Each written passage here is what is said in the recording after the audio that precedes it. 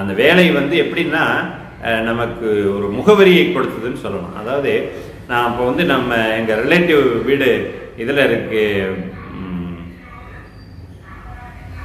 Send Thomas மவுண்ட்டில் அந்த லக்ஷ்மி ஹயக்ரீவன் நகர்னு பேர். இப்போது அங்கே இருக்கிறாங்க.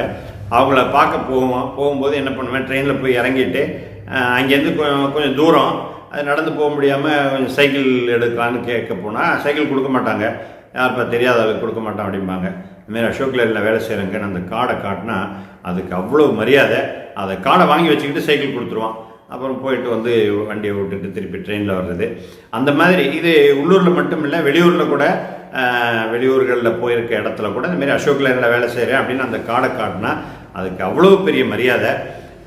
அந்த அசோக் லேலண்டில் வேலை செய்கிறேன் அப்படின்னு நம்ம சொல்லும்போதே ஓகே, நமக்கு பிரச்சனை. இப்போ ஒருத்தரை சந்திக்க போகிறோம், போய் பார்த்து என் பேர் செய்து இப்ராஹிம்ங்க, நான் வந்திருக்கேன் அப்படி அவரை பார்த்தோன்னே என்ன வேலையாக வந்திருக்கானோ தெரியாது. ஃபஸ்ட்டு எதுவும் பணம் காசு கேட்குறானா, உதவி கேட்குறானா, எதுக்கு வந்திருக்கான்னு தெரியாது.